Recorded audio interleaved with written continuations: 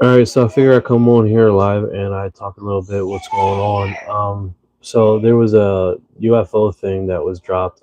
Basically, a peer review study, right? It was submitted. I think her name is Betrayal Verera,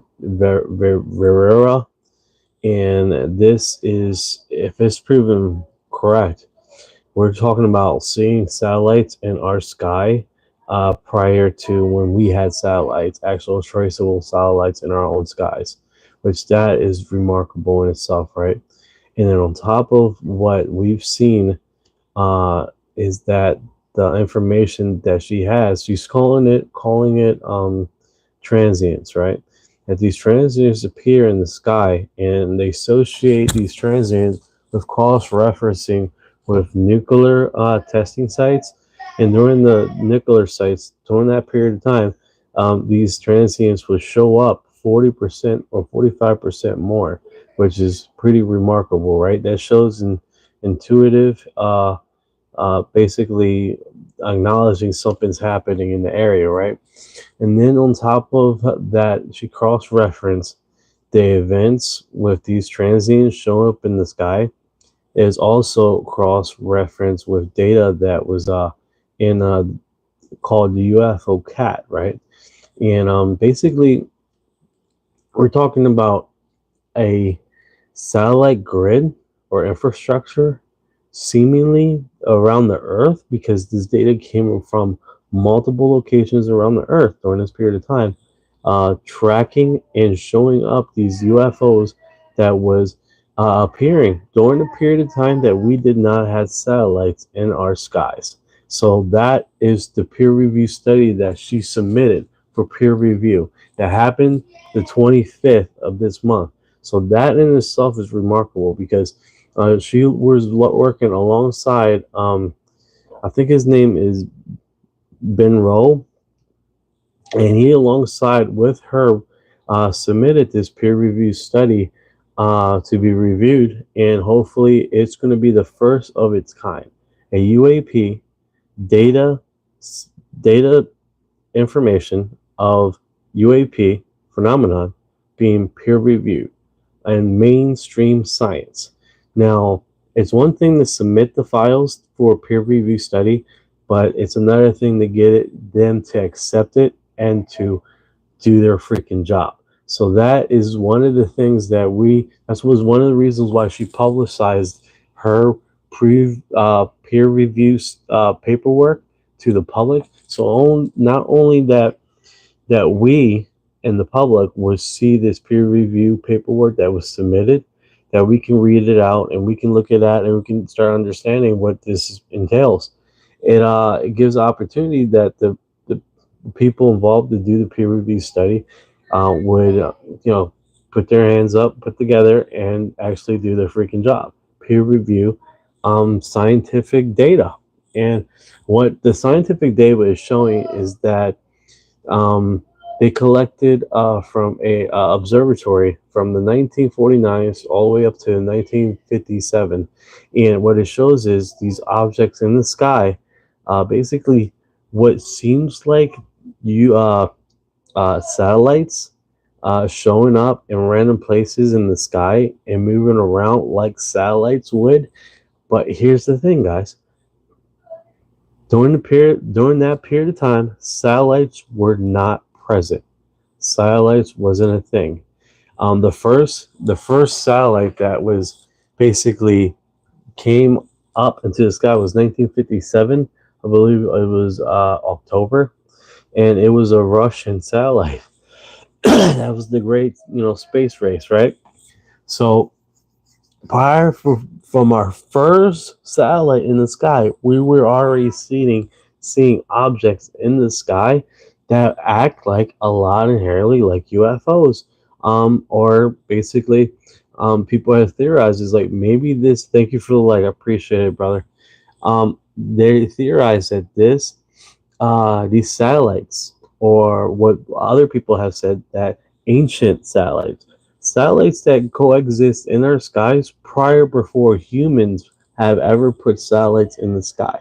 So that in itself is really unique because now they're not only tracking data and information during this period of time before 1949 to 1957. I believe it was in June or May of the last data was the cutoff.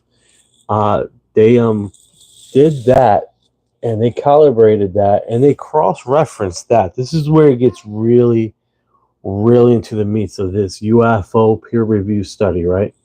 Or UAP study. The meats of this is that she cross-referenced this with known nuclear test sites. Okay, now you know through history, UFOs show up in nuclear sites, right? So using that premise, right? Using that premise, so we know about ufology and UFO history.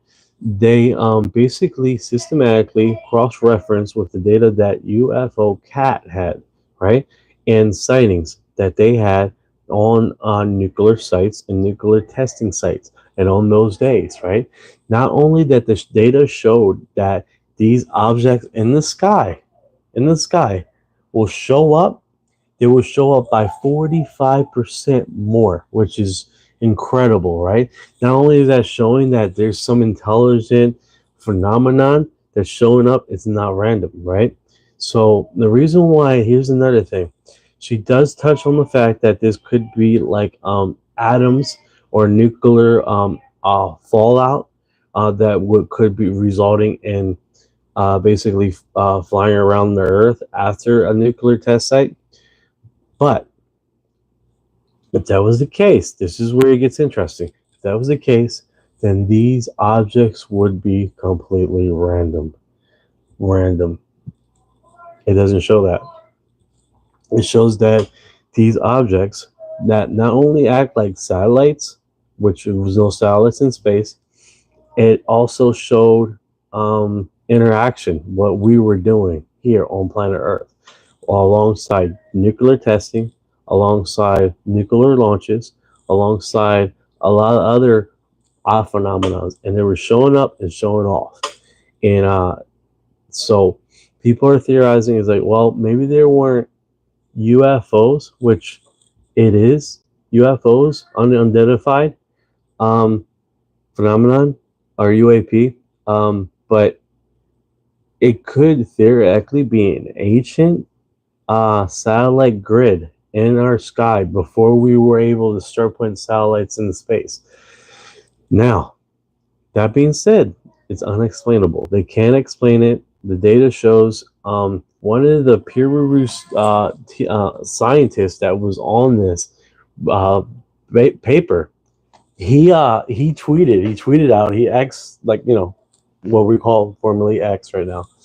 Tweeted out that we are on a purposes of revealing something amazing that would shake up the UFO community in a way that nothing has ever done in entirely on this planet. Soon after he published that, he deleted his post. I wonder why. Was it pressure? Was it pressure from unknown sources? Was it in poor taste of basically foreshadowing uh, this paper that they were going to submit? Its speculations are out there about that, but no one really inherently knows why. Some people do speculate that it was out of fear. It's like if we put too much fire or noise on this study, we might get shut down.